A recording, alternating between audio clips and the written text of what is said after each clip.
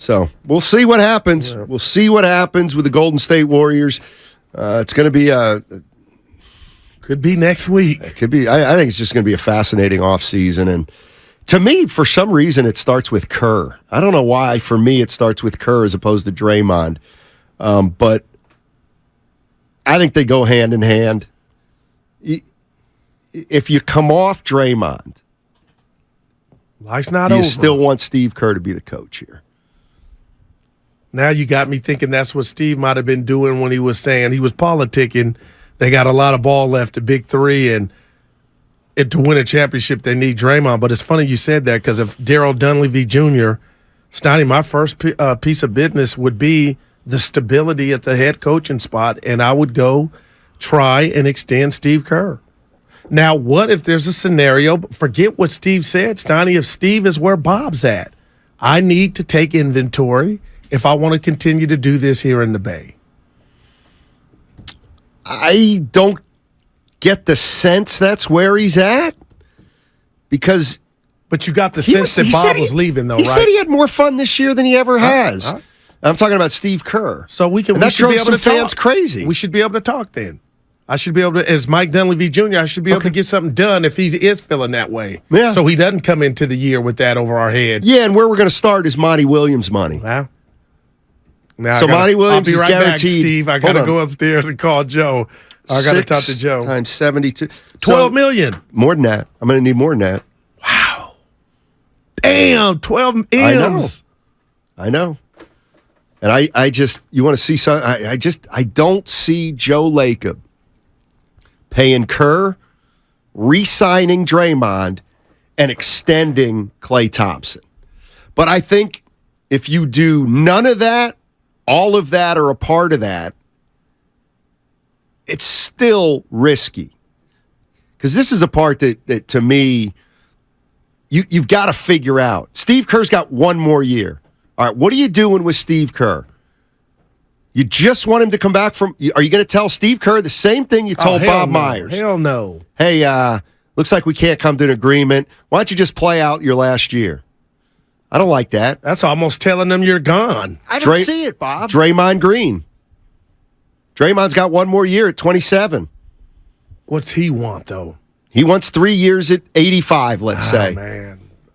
What do you say if you're Lacob then? I want 28 million the first year, 28,900,000 because it's $2 more than Jordan Poole. That's amazing. Essentially. And then what do you do? Like, you can't extend Kerr, re-sign Draymond, and then let Klay dangle on the last year of his contract as the only one. So I do think they're in a little bit of a pickle. A little bit. It's a deal pickle. I mean, you could pay Kerr $40 million, you could pay Draymond $85 million, and you can pay Klay $60 million. But everything Joe Lacob said flies in the face of that. That's all. And what do you get if you spin that chicken? You get some older players on the decline. We're going to knock Denver off? Are we going to get past the Lakers when they get Kyrie? Justin in San Rafael. Hey, Justin, how you doing? I'm doing pretty good, man. Hey, I like that Dunleavy dude. Mike Dunleavy. Right. I think if he played today, I think he'll kill. If he played for the Warriors today, I think he'll kill. I think he gonna get it. If he do come down to it, if he do get him, he might get a Troy Murphy. Troy Murphy reminds me of Sabonis. You know, Troy Murphy even killed in today's game. So I think about that. Yeah, I Justin, thanks for the Notre Dame. I got no interest in. But Mike playing in this area, he would be better. I don't want to talk about Troy Murphy. I did like his shots, Donnie. I love lefty. That's one of the things that selfless. Like one of the things that I back then, 20-ish years ago, I felt the fans got it wrong between Dunleavy and Troy Murphy. In what way? I think the fans. Mike was a higher pick at 3. Mike was a little more aloof. Mike had higher expectations. Mike was less emotional. Mike had a very calm demeanor, and I think the fans couldn't stand that. And then here came Troy Murphy, who was gritty, supposedly, who was tough, supposedly, who was gutsy and down to earth, and I just think they got it wrong. Because I don't think I never thought of Troy Murphy the same after he protected a double-double by sitting out the last game of the year. And you know that for a fact. I just said it on the radio. Man, look at one of Murphy's years. You'll see he sat out the last game. I got Mike's and he finished with 10 rebounds a game. And what'd that do for him? Some incentive, some contract incentive. Damn. Or maybe just he wanted to go down in Basketball Reference as a double-double guy. Did you like George Brett, Steiny? No. Can't stand him. What'd he do to you? Did the same thing in 1990. Exactly. Did he really? For the bad But he was title. hitting 390, right? Yeah, so he could preserve his I get that. batting average. I done course played you do. 162 61 damn games, and I'm at 390. Let me sit my ass down here. I get that. I done worked hard. I understand that. But Murphy, get out there. See, I relate more to Ted Williams. That's who I relate to, who had a doubleheader the last game of the year, and he was hitting 3.998. So he was technically 400. And you know what? He played both games of the doubleheader and went 6 for 8 and finished 406. I like That's the kind of guy I want on my team. I like Now, that. I may have some of the details wrong. Sounded good, though. But yeah.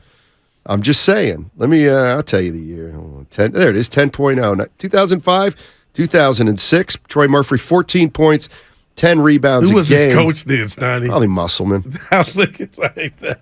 Damn, Troy Let me said, I'm going to see. try to get the in and out, double-double. 2005, 2006. Looking. Oh. So Mike Dunleavy. So not Mike Dunleavy. So Troy Murphy, he missed game 79. He missed game 80.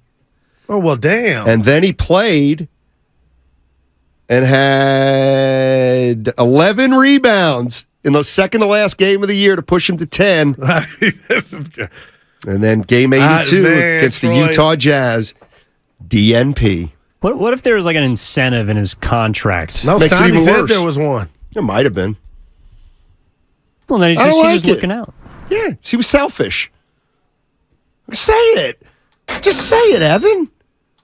But what if that happened where you and I and something with a show and an incentive for one of, you'd be like, Goo, if I don't. Goo, I'm calling in sick. But if you told me why, I'd be like, it's Goo, me I'm and calling Evan. in sick. So get some Scribini in here. And I'm not letting a Scribini take us under the rating that won't get me my bonus. Well, was it more of an individual? If you don't show up, you get something, Steiny. I'd have your back. You probably have mine. How so? Stay your ass at home and get that bread. No. Come on, That's man. not who I am. Oh, please. But then what if you lost the bread?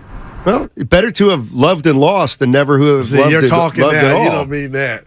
You about your chicken. Now, I do remember when Troy Murphy dunked right on Dale Davis's head. Remember that? Davis. One dribble left and boom. He could dunk. Murphy could dunk Dude, early in his he was career. a big man, 6'11", 240. And he loved to shoot 23-footers.